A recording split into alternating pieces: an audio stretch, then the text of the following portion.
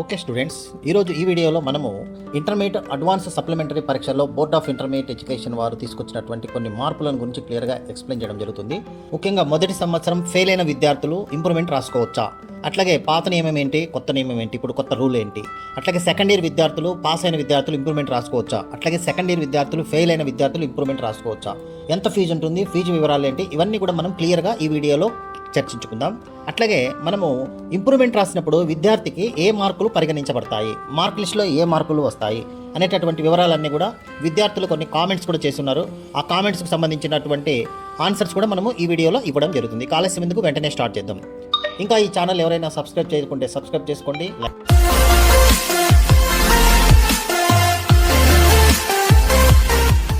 అయితే ఈ వీడియోలకు మనం ఇప్పుడు వెళ్ళిపోదాం. చూడండి, ఈ సంవత్సరం ఇంటర్మీడియట్ విద్యార్థులకు సంబంధించిన బోర్డ్ ఆఫ్ ఇంటర్మీడియట్ ఎడ్యుకేషన్ ఒక ప్రత్యేకమైనటువంటి ప్రవేశపెట్టినటువంటి రూల్స్ ఏంటి అనేది ఒకసారి చూసినట్లయితే, ఇంటర్మీడియట్ పరీక్షల్లో ముఖ్యంగా వెరీ ఇంపార్టెంట్ టాపిక్స్ పాయింట్స్ ఏంటంటే, మొదటి సంవత్సరం విద్యార్థులకు ఫెయిల్ అయిన వారికి కూడా బెటర్మెంట్ అవకాశం కల్పించారు. అంటే ఇదివరకు ఎట్లా ఉన్నదంటే, పాత నియమం ఓల్డ్ రూల్ ఏంటంటే, అన్ని సబ్జెక్టులు ఎవరైతే పాస్ అవుతారో వారికి మాత్రమే బెటర్మెంట్ అవకాశం ఉండేది, ఫెయిల్ అయిన విద్యార్థులకు బెటర్మెంట్ అవకాశం లేదు. అయితే ఇప్పుడు ఫెయిల్ అయిన విద్యార్థులకు బెటర్మెంట్ అవకాశం ఏ విధంగా కల్పించారంటే, ఒక విద్యార్థి ఫర్ ఎగ్జాంపుల్ ఒక 5 సబ్జెక్టులలో మొత్తము అబ్బాయి 2 సబ్జెక్టులు పాస్ అయిపోయింటారు అనుకోండి. ఇప్పుడు చూడండి, కొన్ని సబ్జెక్టులు ఫెయిల్ అయిన విద్యార్థులు తాము పాస్ అయిన సబ్జెక్టులో బెటర్మెంట్ రాసుకోవచ్చు. ఉదాహరణకు ఒక ఎంపీసీ విద్యార్థి ఉన్నాడు, ఫిజిక్స్ ఇంగ్లీష్లో ఫెయిల్ అయ్యాడు. ఆ రెండింటితో పాటు అంటే ఫిజిక్స్ ఇంగ్లీష్లో ఫెయిల్ అయినటువంటి విద్యార్థి ఏం చేస్తాడు, ఫిజిక్స్ ఇంగ్లీష్ పరీక్ష ఫీజు కట్టుకుని ఫిజిక్స్ ఇంగ్లీష్ రాసుకుంటాడు. అయితే వాటితో పాటు పాస్ అయినటువంటి సాంస్క్రిట్ కానీ, మ్యాథ్స్ కానీ, కెమిస్ట్రీ కానీ సబ్జెక్టులు అవి పాస్ అయ్యాడు. అయినప్పటికీ ఒకవేళ తక్కువ మార్కులు వచ్చినట్లయితే కనుక ఫుల్ మార్క్స్ తెచ్చుకోవడానికి, అంటే ఎక్కువ మార్కులు తెచ్చుకోవడానికి ఇంప్రూవ్మెంట్ రాసుకోవచ్చు. అందుకు ఫీజు ఏంటంటే, ఇక్కడ 600 బేసిక్ ఫీజు, ఎవరైనా బేసిక్ ఫీజు కట్టాల్సిందే 600 ప్లస్ ఎన్ని సబ్జెక్టులు అయితే అన్ని 160 రూపాయలు పే చేసినట్లయితే ఇంప్రూవ్మెంట్ రాసుకోవచ్చు అనమాట. ఇది ఒకటి. అట్లాగే రెండవ సంవత్సరం విద్యార్థులు కూడా బెటర్మెంట్ అవకాశం కల్పించారు. గతంలో రెండవ సంవత్సరం విద్యార్థులకు ఎటువంటి అవకాశము లేదు. ఈ సంవత్సరం ఏంటంటే, గతంలో సెకండ్ ఇయర్ విద్యార్థులకు బెటర్మెంట్ ఉండేది కాదు, కానీ ఈ సంవత్సరం నుంచి సెకండ్ ఇయర్ విద్యార్థులు కూడా సెకండ్ ఇయర్ థియరీ సబ్జెక్టులను బెటర్మెంట్ రాసుకోవచ్చు. అయితే పాస్ అయినటువంటి సబ్జెక్టులలో ఆ విద్యార్థి బెటర్మెంట్ కోసం అప్లై చేసుకోవచ్చు. అట్లాగే ఫెయిల్ అయినట్టు అనుకోండి, సెకండ్ ఇయర్ ఫెయిల్ అయింటాడు, ఒక 2 సబ్జెక్టులు 3 సబ్జెక్టులు ఫెయిల్ అయింటాడు. ఆ ఫెయిల్ అయినటువంటి 3 సబ్జెక్టులతో పాటు పాస్ అయినటువంటి సబ్జెక్టులో ఇంప్రూవ్మెంట్ రాసుకునే అవకాశం కూడా ఇప్పుడు కల్పించడం జరిగింది. ఇది ఒక మార్పు. అట్లాగే ప్రాక్టికల్స్ మినహా, అంటే ప్రాక్టికల్స్కి ఎటువంటి ఇంప్రూవ్మెంట్ లేదు, ప్రాక్టికల్స్ను మనం ఇంప్రూవ్మెంట్ లేదు అనేది ఇక్కడ గుర్తుంచుకోవాలి. ఇక మార్కుల లెక్కింపు ఎట్లా ఉంటుంది అంటే, మార్క్ లిస్టులో ఏ విధంగా రిఫ్లెక్ట్ అయితే మార్కులు అంటే, పాత మార్కులు లేదా బెటర్మెంట్లో వచ్చిన మార్కులు ఈ రెండిట్లో ఏవి ఎక్కువ వస్తే వాటినే పరిగణలోకి తీసుకుంటారు అనేది ఇక్కడ మనం గుర్తుంచుకోవాలి. అట్లాగే సెకండ్ ఇయర్ ఫెయిల్ అయిన విద్యార్థులకు కూడా అవకాశం. సో సెకండ్ ఇయర్ ఫెయిల్ అయినటువంటి వారు తాము ఫెయిల్ అయిన సబ్జెక్టులు రాస్తూనే పాస్ అయిన ఏ థియరీ సబ్జెక్ట్ అయినా కూడా వాళ్ళు మళ్ళీ రాసుకోవచ్చు. సో ఇంప్రూవ్మెంట్ కోసం అన్నమాట. ఇక ఫస్ట్ ఇయర్ లేదా సెకండ్ ఇయర్ బెటర్మెంట్ రాసుకోవచ్చు. ఉదాహరణకు ఒక సిఈసి విద్యార్థి ఎకనామిక్స్ ఫెయిల్ అయితే ఆ పరీక్షతో పాటు పాస్ అయిన ఇంగ్లీష్, సివిక్స్, సాంస్క్రిట్, కామర్స్ సబ్జెక్టులు కూడా బెటర్మెంట్ రాసుకోవచ్చు. ఇక ఫీజు వివరాలు మనం చూసినట్లయితే, కేవలం సెకండ్ ఇయర్ సబ్జెక్టులు మాత్రం రాస్తే 600 ప్లస్ ఎక్స్ట్రా ఏమైనా అడిషనల్గా, అంటే ఈయన ఇంప్రూవ్మెంట్ కోసం రాసుకున్నట్లయితే అన్ని 160, ఎన్ని సబ్జెక్టులు రాస్తే అన్ని 160 కట్టాలి. ఒకవేళ ఉంది, కళాశాల యాజమాన్యాలు, ప్రిన్సిపాల్స్, లెక్చరర్స్ మరియు విద్యార్థులు ఈ మార్పులను గమనించాలని కోరుతున్నాను. ఇక మనం విద్యార్థుల యొక్క ప్రశ్నలు చూసినట్లయితే, సార్ ప్రాక్టికల్స్ కాకుండా థియరీ ఒక్కటే రాయవచ్చా అని ఇక్కడ ప్రశ్న అడిగినారు. సో ప్రాక్టికల్ కాకుండా థియరీ మాత్రమే రాయవచ్చు అంటే రాయవచ్చు, ప్రాక్టికల్స్కు మనకు ఈ ఇంప్రూవ్మెంట్ అవకాశం లేదు, థియరీనే రాయాలి. ఓకే, నెక్స్ట్ సెకండ్ చూడండి, సార్ ఇప్పుడు లో మార్క్స్ వస్తే కన్సిడర్ చేస్తారా, లేక ఎందుట్లో అంటే ఏ దాంట్లో హై మార్క్స్ వస్తే దాన్ని కన్సిడర్ చేస్తారా? ఇప్పుడే నేను చెప్పినాను, ఈ ఫస్ట్ మనకు వచ్చినటువంటి మార్కులు, ఇంప్రూవ్మెంట్లో వచ్చిన మార్కులు, రెండిట్లో ఏ మార్కులు ఎక్కువ అయితే ఆ మార్కులను మార్క్ లిస్ట్లో పొందుపరుస్తారు.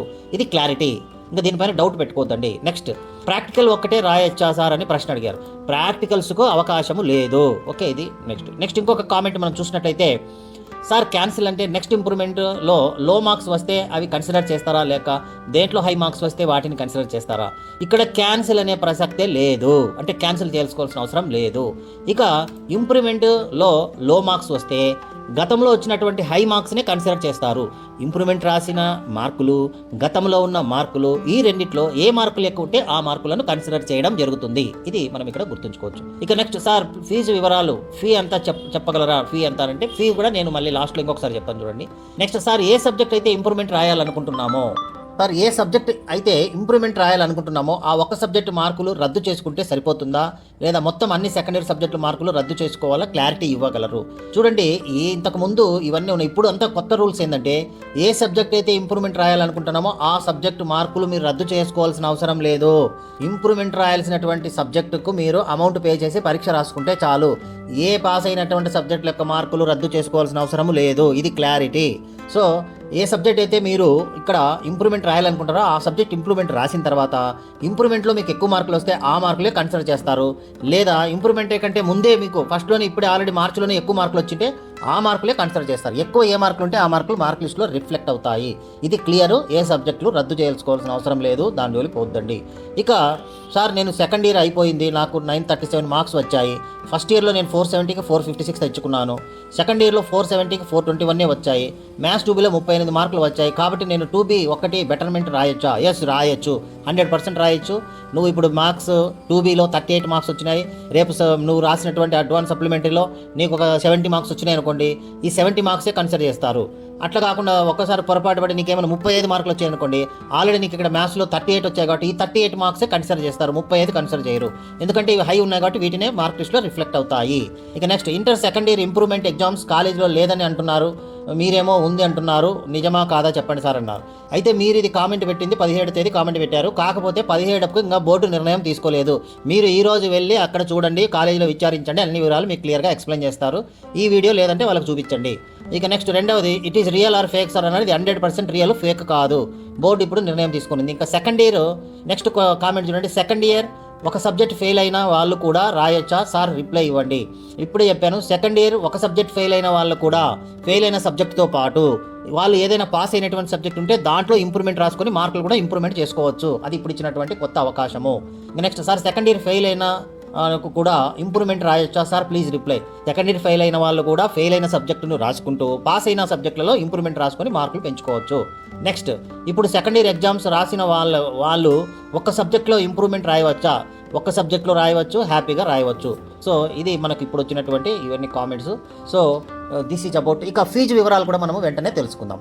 ఇంటర్మీడియట్ ఎగ్జామినేషన్ సప్లిమెంటరీ ఫీజు మనం ఇక్కడ చూసినట్లయితే విద్యార్థులు ఎగ్జామినేషన్ ఫీజు మే 2026. ఇది చూడండి, ఈ విధంగా మనము ఈ ఫీజు స్ట్రక్చర్స్ని ఒకసారి చూసినట్లయితే వీటిలో మొట్టమొదట మనము ఫీజుకు సంబంధించినటువంటి వివరాలు ఏంటంటే, సప్లిమెంటరీ ఎగ్జామినేషన్ ఫీజు అంటే ఫస్ట్ ఇయర్ ఎవరైనా ఫెయిల్ అయినారు అనుకోండి, వాళ్ళ ఫీజు ఎంత అంటే 600 కట్టుకుంటే సరిపోతుంది. ఎన్ని సబ్జెక్టులు పోయినా ఫెయిల్ అయిన వాళ్ళ యొక్క ఫీజు ఎంత అంటే 600.